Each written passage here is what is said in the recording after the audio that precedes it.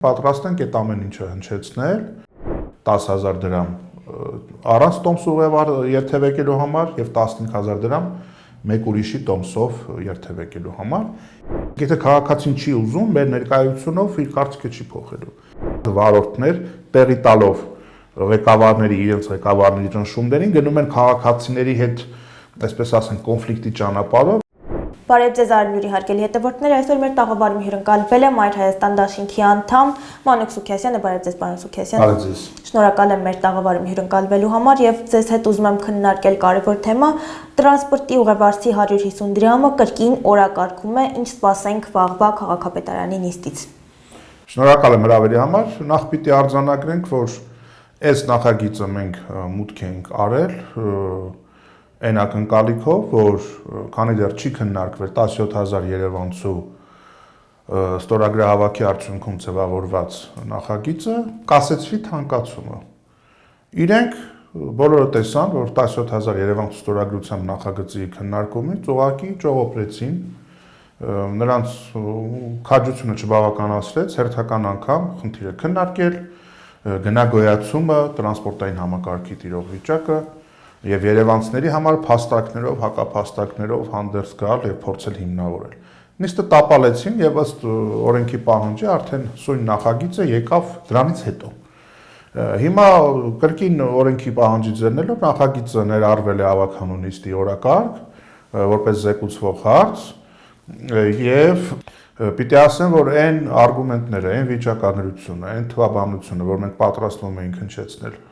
նախորդ ամսվա, մարտ ամսվա նիստի ժամանակ մենք վերստին պատրաստ ենք այդ ամեն ինչը հնչեցնել, հատկապես, որ նախորդ ամսվա նիստից հետո տեղի ունեցած զարգացումները վկայում են հետևյալի մասին, որ բոյկոտը կայացած փաստ է եւ բոյկոտի, այսպես ասենք, դեմ պայքարելու համար է, որ իրենք միանգամից 3 օրենքի մեջ փոփոխություններ մտցնելու փաթեթ են տարել ազգային ժողով, որպեսզի սահմանեն տուգանքներ 10,000 դրամ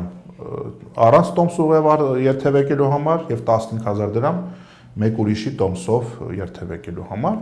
ինչպես նաեւ, քանի որ մենք ազդարարել էինք, որ եթե քաղաքային ավականու մակարդակով հնարավոր չեղավ սահմանել մատչելի փաթեթները, որոնք մենք էինք առաջարկում, մենք պատրաստվում ենք հարց տանել տեղական հանրաքվեի, ահա իրենք նաև այդ ուղղությամբ են օրենսդրական փոփոխություններ պատրաստում անել, որ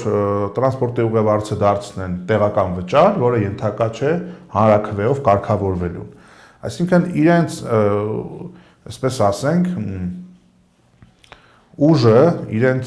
կարողությունը չի բավականացնում քաղաքային մակարդակով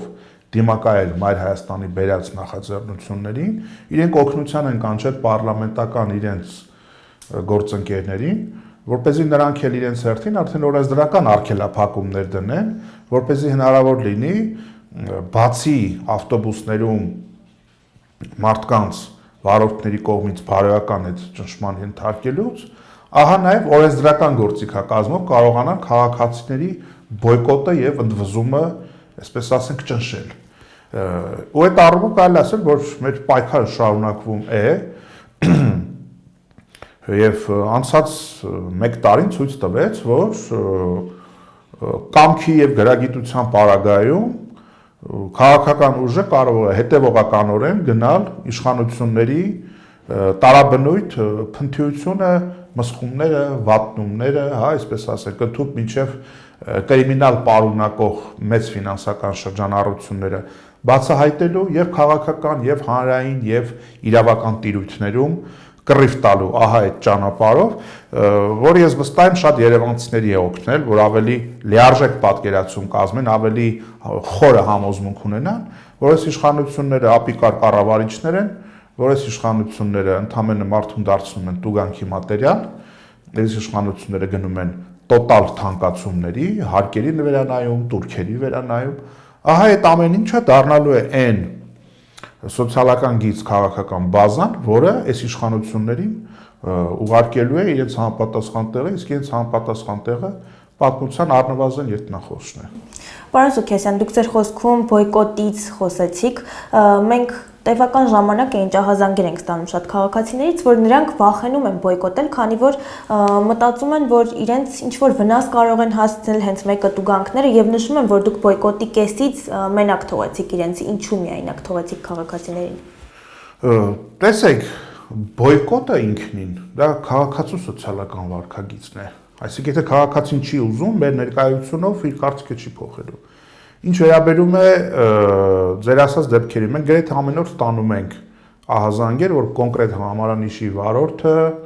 ասենք, խոչընդոտներ է հարուցել, հրաժարվել է մեքենան վարել, նաև հայտնի ձայնային արտահոսքեր եղավ, թե ինչ մթնոլորտ է, ինչ գռեհիկ վիրավորական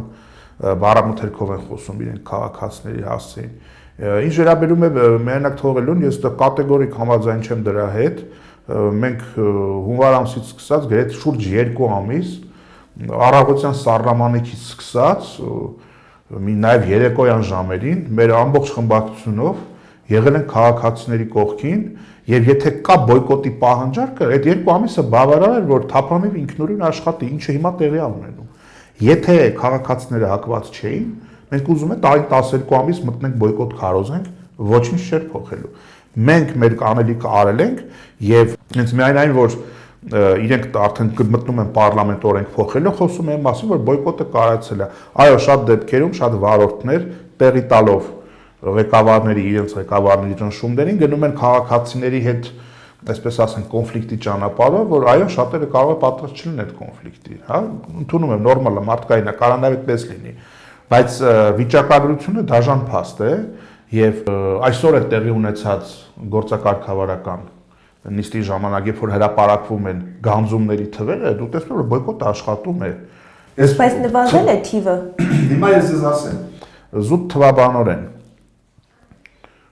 նոյեմբեր ամսին, երբ որ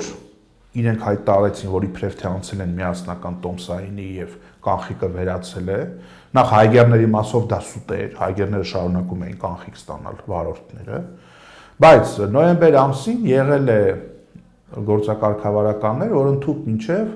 օրական 350,000 վերգետնյա ուղևորափոխադրում են զեկուցել։ Էլ եմ գծում, այդ ժամանակ դեռևս հայգերները չէին հաշվում։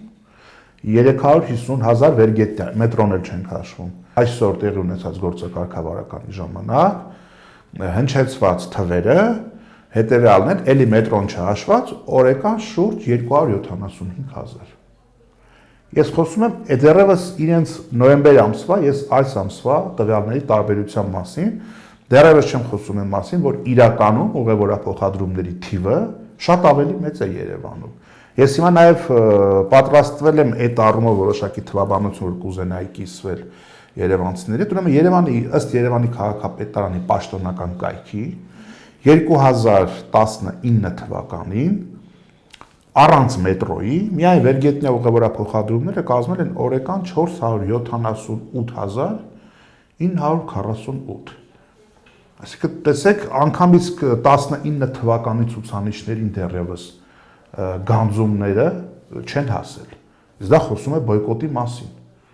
478,948 օրական ուղևորափոխադրումը դա եղել է կանխիկի պարագայում։ Եվ իրենք ասում էին, որ ստվեր կա, շատ դեպքերում վարորդների վրա էին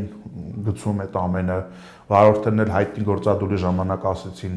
այո, վերցրել ենք գումար, բայց միայն մեզ չէ, ուրիշներին էլ ենք տվել ու իրավապահները չգնացին ասել, էդում եք տվել այդ կանխիկ գումարը, հա։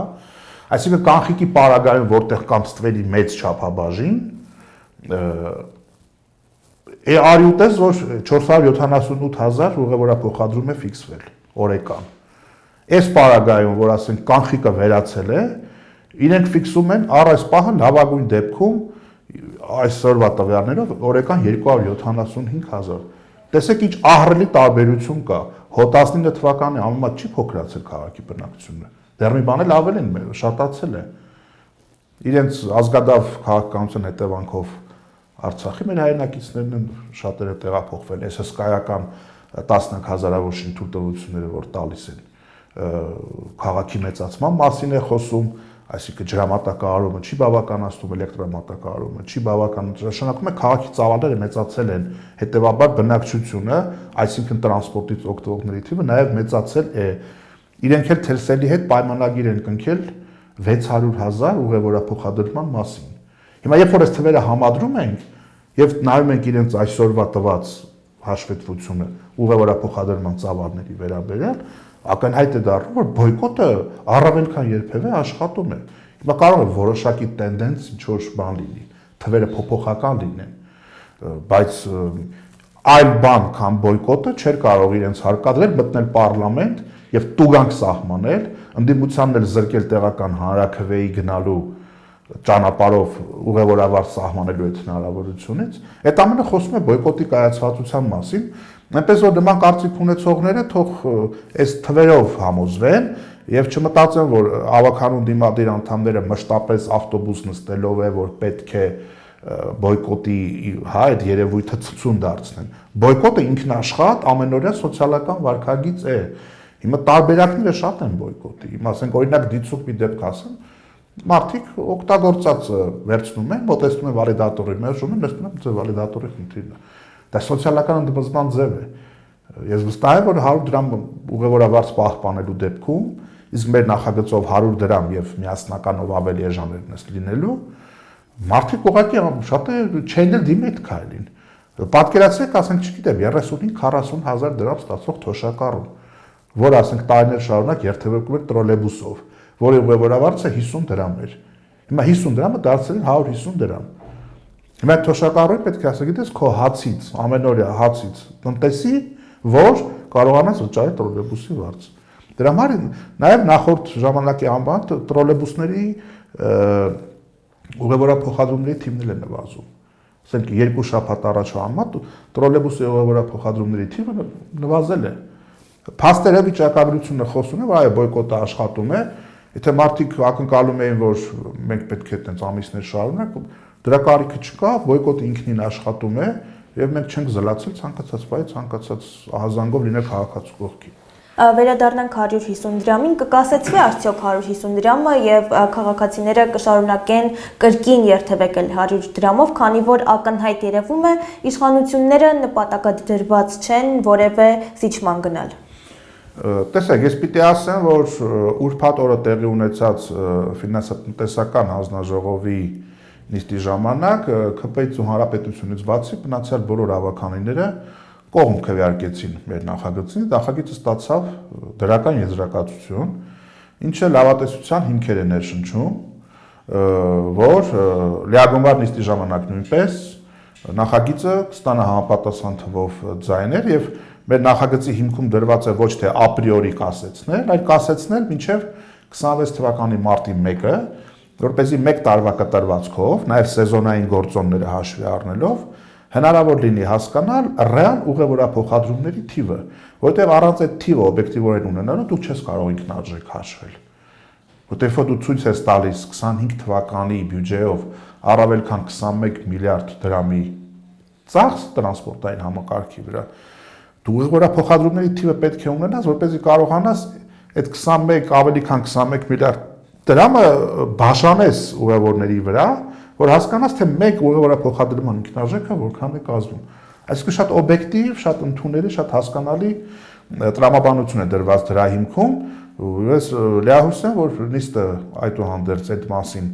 քննարկում կունենա եւ քվեարկությունը որոշակի իրավիճակ կփոխի։ Ինչ սպասել վաղը, քանի որ ընդդիմադիրների այս դեպքում ձեր նկատմամբ իշխանությունները լարված են եւ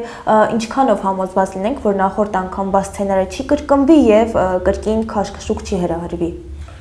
Դե տեսեք, այդ առումով բոլոր նմանօրինակ իրավիճակներով իրենք ցույց են տվել իրենց թուլությունը, ել ոստիկան կանչել, ել, չգիտեմ, թաղապետեր կանչել, էլ դահլիճից թողնել գնալ, իրենց համար դա ճակերտավոր ընդունված պրակտիկա է ու պետք է նաև հատուկ ընդգծեմ, որ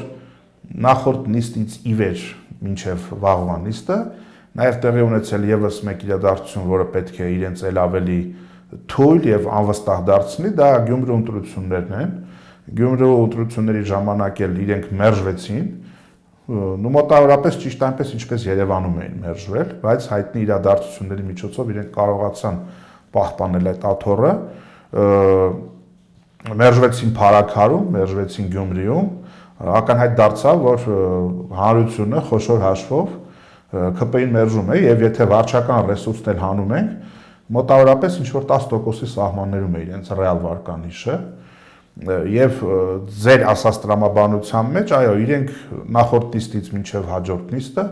ունեցել են եւս մեկ առիթ համոզվելու, որ իրենց օրերը հաշված են եւ իրենք սպառել մսխել են ամբողջ այն վստահության քվե, որ իրենք ունեցել էին թե 18-ին, թե 21 թվի ընտրություններով առավել եւս, այնպես որ այդ լույսի ներքո ես չեմ բացառում հերթական ինչ որ վախկոտ երկչոտ դրսևորում, էլի նիստից խուսափել կամ էլի ինչ որ սադրանքի միջոցով ինչ որ բախումներ հրահրել, բայց ժամանակը ցույց է տվել, որ ամեն մի նման փորձությունից Մայր Հայաստանը դուրս է գալիս ավելի ամրացած, ավելի հետևողական եւ ավելի, այսպես ասենք, նպատակասլաց ձևով, ու մենք լիովին պատրաստ ենք վաղվա նիստի ժամանակ վերհանել Երևանցու շահերը, առաջ տանել եւ պաշտպանել Երևանցու գրպանը զանազան, այսպես ասենք, պատեհապաշտներից ու գրպանահատներից։ Բայց կա մտավախություն, որ կտապալեն նիստը հերթական անգամ։